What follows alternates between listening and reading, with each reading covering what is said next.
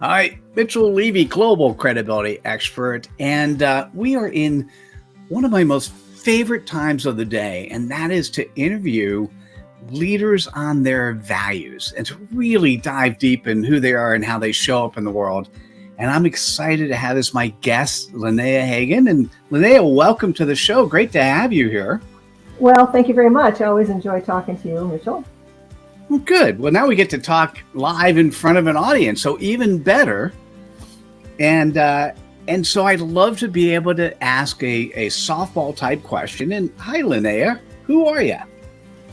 Okay. Well, you know my name. I'm an entrepreneur. I have started a couple of businesses. Right now I have two. One is the Abundance Company, which is a leadership and training company. I work with courageous leaders who want to make a difference in the world and have a better life for themselves and for the people who work with them. And I also have another company called Say What You Will. And that is where I provide editing and writing services for people who don't want to look stupid in the writing they're presenting themselves. In a nutshell. So tell me about, like, that's a bit like we're not exactly who we do for work. So who else? Who are you? Actually, I to describe myself, I'm very complex. I celebrate life, and the reason I do that is because I've had a lot of things that have punched me in the stomach very hard in my life, and I have used that as a stepping stone to do something more and better and to make an impact in the world. I'm a lifelong learner. I'm strong. I'm resilient. I have incredible courage. I am deeply philosophical. I'm always growing. I'm a worldwide traveler, have been since I was a kid. I'm a very good friend. I'm a very good mom. And I'm loving. I usually find something in everybody to love. And there are two words that describe me that I like to use. They aren't really words. I'm a potentialist and a possibilitist. Potentialist and a possibilist. I don't think I could even say that. Can you say that 5 times fast? I don't think I can. A potentialist and a possibilitist. All right. I can say them fast because I made those words up. Yeah, I like those words. Yeah, those are my words. Tell me about them. What is that? What do they mean to you? You know, I have had something is innate in me is to see potential and to see possibilities, even when others don't see that there are possibilities that exist. I used to be called a Pollyanna because I'm a wide-eyed optimist, but I believe there's always above and beyond any kind of problem or challenge. I think there's also great possibilities and potentials for growth and healing. So when you're thinking about the possibilist, I almost got that.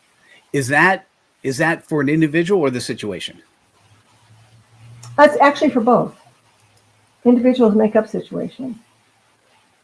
And if we can take something from one little part and we expand it up to like the eagle view, because a lot of us tend to go into the mouse view, we're right in there mired in it. We go up to the eagle view, we can see how small that little piece is and how actually there's something bigger that it's part of that we can expand into. So I love the concept of saying you're a good friend, that you're a good mom. Mm-hmm. I like that as a description of you. Mm-hmm. Tell me what that means. What is a good friend? What is a good mom? A good friend is someone who keeps confidences, who speaks the truth in love, who is there when needed, who's loving, even when you're doing something stupid. Mm-hmm. And actually, I think the same thing with my children. I wasn't a pushover. I was a single mom from the time they were 12. I raised twin sons who are now in their 40s, and they're turned out to be wonderful young men. Good citizens, loving, and I'm very proud of them. So what would they say if I asked either of your sons what are mom's values? What would they say? I think justice, fairness, Love. Hmm. Give me an example of how justice has played out in your life, or it could be with a friend or one of your sons or Hmm. yourself. Yeah, I like to hear that. Well, for me, justice encompasses a few different things. One thing is this concept of caring, which happens to be one of my values. It's about empathy and wanting the best for others and connecting with others. But justice is understanding that what I want for myself, I want for others, and that puts us kind of in the same cup. And to me, that's a just way to go. It also means what what you make a mess of, you need to clean up yourself. That sounds like a mom. Yep. I Sounds like a wasn't good very popular. manager, right? Sounds like a good friend, but that definitely sounds like a mom. Yeah. Yeah. Yeah. And having twins, it's there's a real balance of trying to be even about things because they picked up, thinking, well, he got more than I did. Well, but you got to cut the cake, so and you got to big first, so it all balances out. So I think Oh, there is a little bit fun. of balance in justice. That's why the scales, right, matter justice. Yes. Yes. It in raising the twins, Hmm. what were some of the best things that you've done with them? Oh my gosh. I think probably the best thing that I did was to be truthful, to let them know, some of the struggles that I'm going through, to let them know the truth about the without not the harsh truth, but as I got older, to be truthful about the marriage breaking up, and and also when they would complain when they were little, complain about their dad being the type of man he was, I just said very truthfully, he is who he is, and he's not going to change unless he wants to, and you need to accept that. And I think that's a hard truth to give to anybody. Say you need to accept what you can't control. Hmm. And the other thing was just, being not tough, I think being fair, but also being very strong and saying no and meaning it. And even when they hated me, and they said that a lot, so I knew I was doing a good job. And I said, I'm not running a popularity contest. I'm here to raise kids, and I'm the adult, and you're not. That's why. That's why. That's interesting. So it's showing up as your authentic self. It's having the intent and commitment to do the right thing. It's I'm kind of curious as a mom, if you have a story where you had an idea and an approach and all of a sudden you were coachable. Like your kids did something, you're like, oh, I hadn't thought about it that way. Hmm. If I was Anything? doing something and I became coachable through it, Yeah. Yeah. okay, what? It's something that like I remember I'm thinking about my son. I remember scenarios where he actively came in and he coached us into a different line of thinking. Hmm. And I'm curious if something like that happened to you as well. Oh, absolutely. I think children have a lot of wisdom, and as individuals, they can't always see things the same way that I do. So, you know, I try to honor them for the wisdom that they have innately. So, yeah, I mean, they could certainly turn around my thinking. And kids are very persuasive. We all know.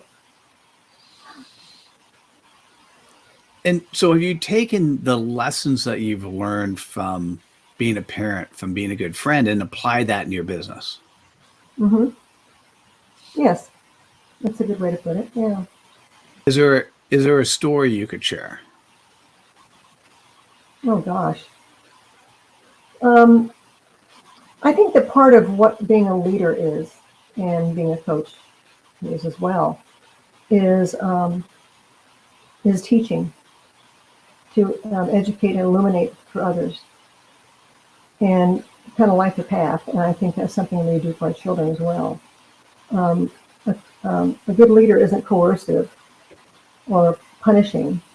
A good leader, kind of honors the sacredness of others. They're a person that somebody else wants to follow. And so that's part of it, is to honoring the wisdom in others, and educating and illuminate and guide, motivate, and also having empathy. And those I actually just went through my values, but actually those are some of the qualities of an inspiring leader, a value-centered leader, in my opinion. Yeah, I think those are your values. But let me ask that question. So, what are the values that you echo? What are the values that you live by? Spirituality is a big one. Kind of having about trust and establishing trust, and kind of honoring the sacredness of others, and which is part of my higher purpose as well. But educating, I think, illuminating and instructing others, that's a big one for me. And I think that's one reason why I enjoy being a coach, why I enjoy workshops, and I enjoy speaking engagements, because it's an ability to serve others through maybe illuminating something that they haven't seen before, haven't thought of before, and can help them expand and maybe move on into all they can be in some small way. So those are it's just part of something that, of course, is naturally part of who we are. No, I'm going to take that back. I was on a TV show and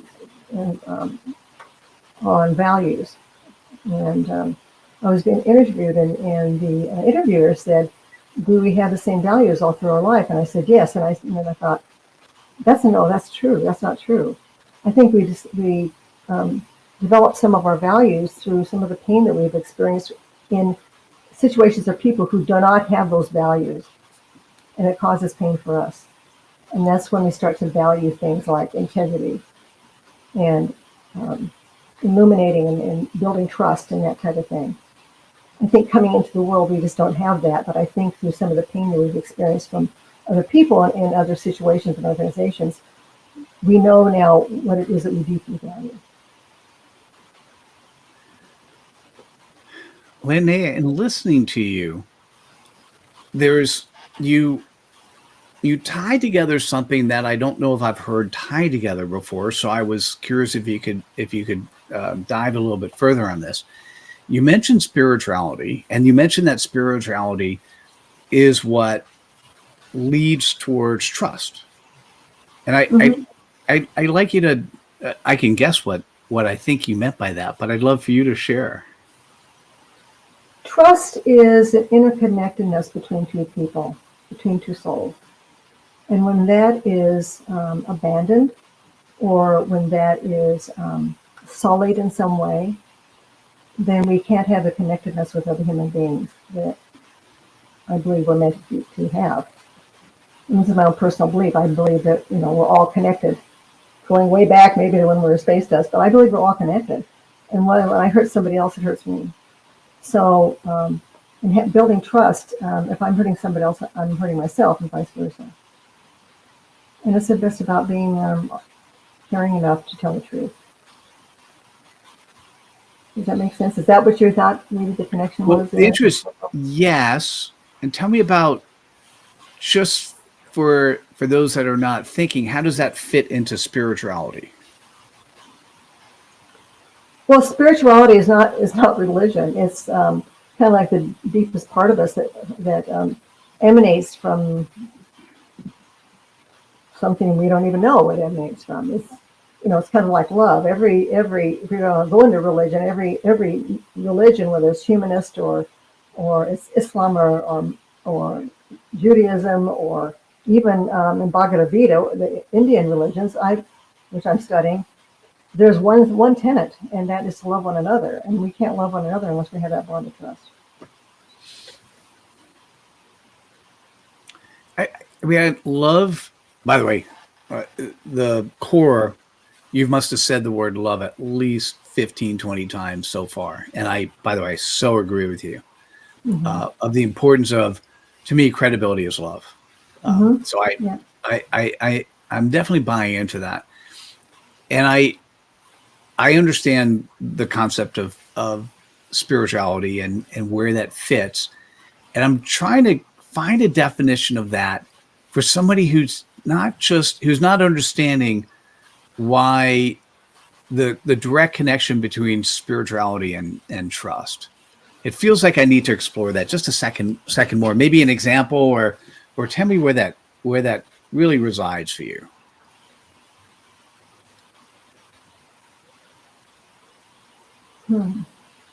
I can tell you where I feel it in my body. I feel it in my heart. What is spirituality? And people go, it's like it's like religion, which it isn't. But it's that part of us that is not part of our body, or part of our conscious thoughts. It's things that just emanate from us as being a human being, and somehow meeting the needs of others. And we can't meet the needs of others. We can't connect and be part of this fabric of humanity if we don't have that trust to kind of keep us glued together. Trust is the glue in a way. And otherwise, if you don't have that, then we're kind of falling apart from each other. And you see it in relationships all the time if you break trust. I'm kind of thinking, if my interpretation of what you're saying is that you're using the word spirituality in a beautiful way to represent somebody who is really in touch with themselves. So they're really, that's kind of what I think that's what I was grappling with, is so they're in touch with themselves in such a way where they can actually trust, they can know, they can they can be, in my words, it's credible. In your words, they can actually give and receive love. Or probably your better word, they can get unstuck. No, they can get unstuck. I think I like that. I like how it ties back to credibility. I just lost my train of thought. If we look at who we are, and I don't want to get too foo-foo with this. No,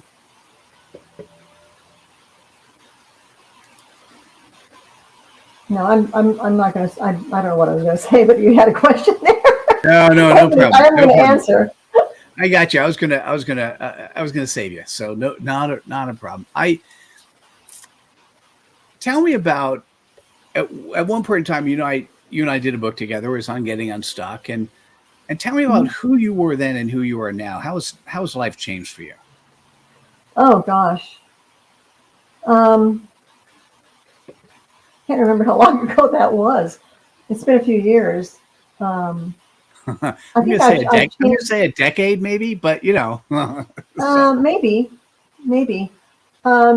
I think life has changed a lot. I think that I'm becoming more and more aware person.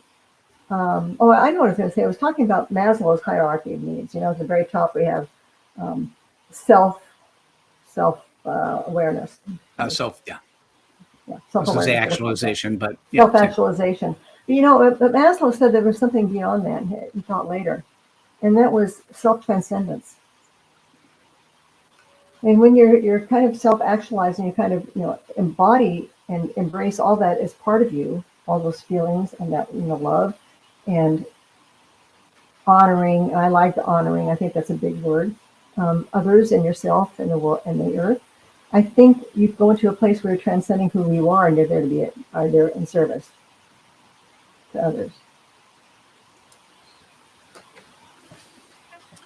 So who are the clients that typically find their way to you these days? Oh gosh. Well, I'm just coming out of retirement. I don't know if you know. But the ones that have found their way to me in the past were typically, business owners that are burned out and they aren't seeing the results that they want. One guy had not been able to get past, this is a small business, past 850,000 in a while. And he's kind of pulling his hair out and can't figure out, what's going on.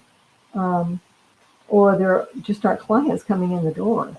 And it's amazing how just a little bit of work can up the needle on what's going on in a business by upping the needle in themselves and what they're putting up with and getting some of that negativity out. And it unblocks things and they become unstuck. And it's really it is kind of amazing. Yeah.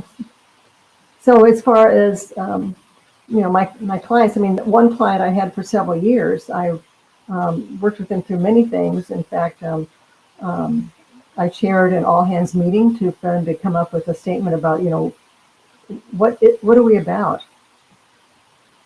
What are our gifts? What are our challenges? How are we in this world? What are talents and treasures? And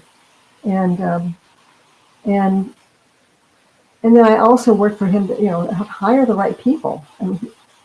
So many companies, they're anxious to fill a seat, and no, you don't just fill a seat. I worked for two of the hardest companies to get into. I was on AT&T in marketing, and also I worked for Disney. And boy, you go through a lot to get in there. But you know what? Their retention rate is really high. And so I worked with him through some of those. I helped build the communication between the different entities within the business. And getting back to trust, communication is essential for trust. Communication is essential for trust. So anyway, I guess, and I facilitated him in a virtual board of directors that was comprised of company presidents and executive CEOs and company presidents, and help him build more and more on strategy. So that's the type of person I love to work with, who wants to keep growing and going and doing. And rather than saying, okay, we're done now. Well, I learned this little bit, so now I'm done.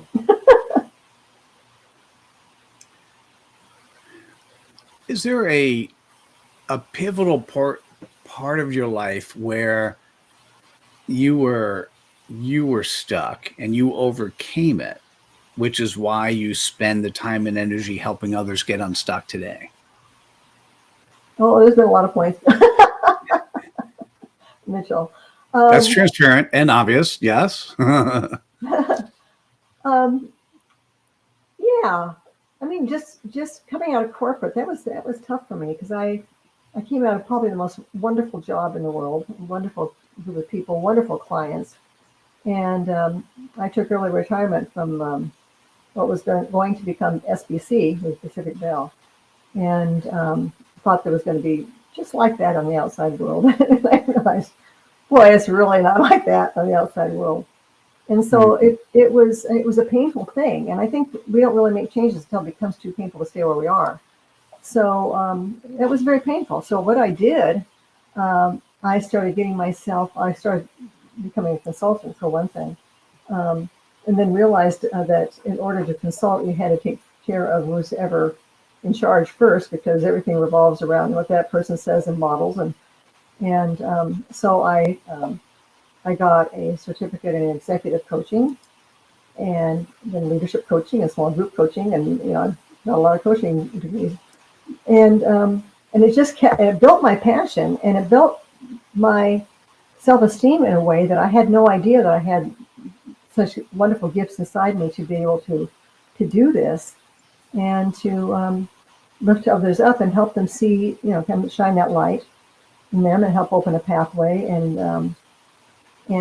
plan them and support them through that journey. And I found that it was something it's been part of me my whole life, if I look back. But that was it, I guess, getting in touch with experiencing that passion and experiencing what my overarching purpose is of why I'm here. And it makes a huge difference.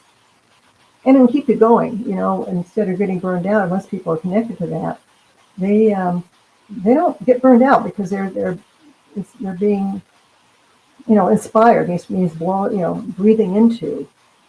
Um, and so it's, yeah, that's how I got myself unstuck.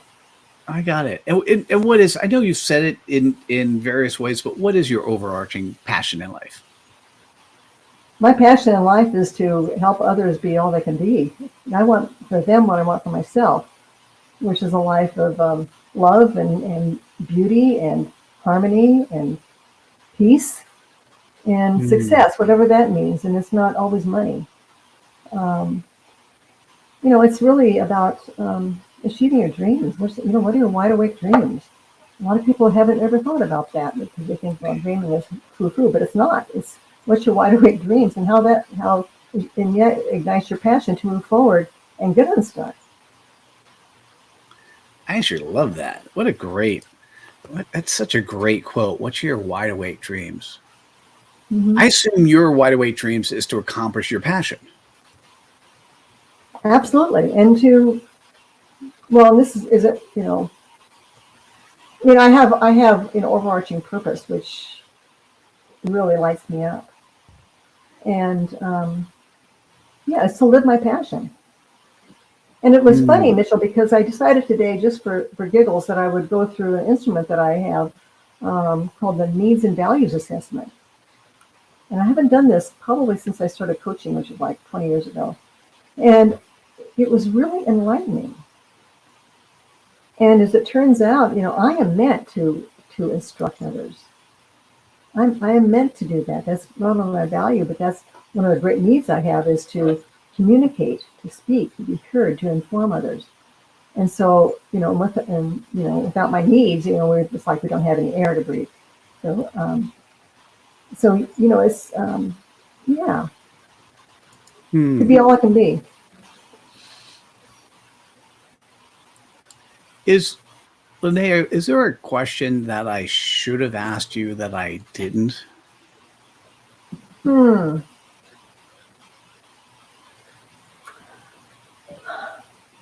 What's the difference between needs and values? Ooh. Okay, that's a great question. Thank you. Okay. What is the difference between needs and values? I have to think about that. I'm sure you have. I'd love to hear. Needs are those things that when they're lacking, it's like you don't have air or food or water. It's kind of like, I can't breathe. And sometimes we'll feel like that if we're in a position or a job where our needs aren't being met. It's not in alignment with who we are. Values kind of fill that hole um,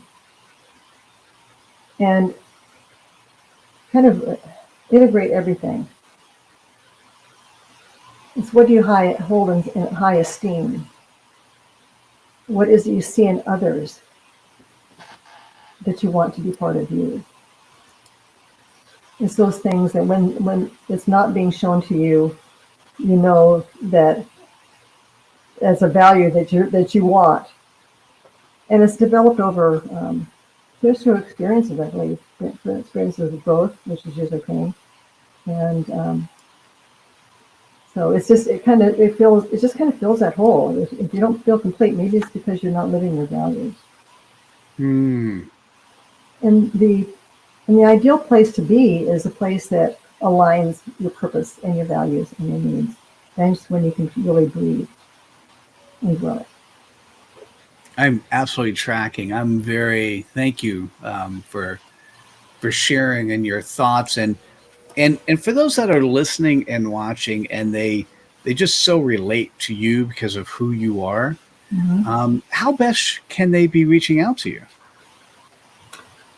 Oh, there's my new website. I love that. The Unstuck Queen. Somebody gave me that after I wrote the book with you, for you, or through you. Um, they can actually send me an email on Lynnea@abundancecoaching.net. They can reach me through Facebook. I have Lynnea Hagen as success strategist and that type of thing. Is my business page on Facebook. I'm also on LinkedIn, of course. And those are probably the best ways to do that. That sounds great. Lynnea, thank you so much for showing up today in the way you did and sharing your values. And I love your question and the question you asked me as well. So thank you for that. And now for those who are here, or before I actually say it's time to spread some cred dust, what I'd like to do is we do have what's called the Ultimate Credibility Bootcamp. And I would love it. It's just ultimatecredibilitybootcamp.com. And what we do is we help people articulate their purpose in life in less than the human attention span, which is 8.25 seconds. And once you have that, then we help you align it on and offline. And so if this is of interest to you, I'd love to see you at the Ultimate Credibility Bootcamp, and happy to have a conversation about that. So feel free to reach out to myself and certainly reach out to Lynnea. And it's time to spread her cred dust. So click on the like button, share with your friends, put in aha moments that really resonated with you in whatever platform you're listening or watching this. And I look forward to seeing you at the next episode of Leaders Leaving Their Values. Thank you so much. Take care. Bye now. Thanks again, Lynnea.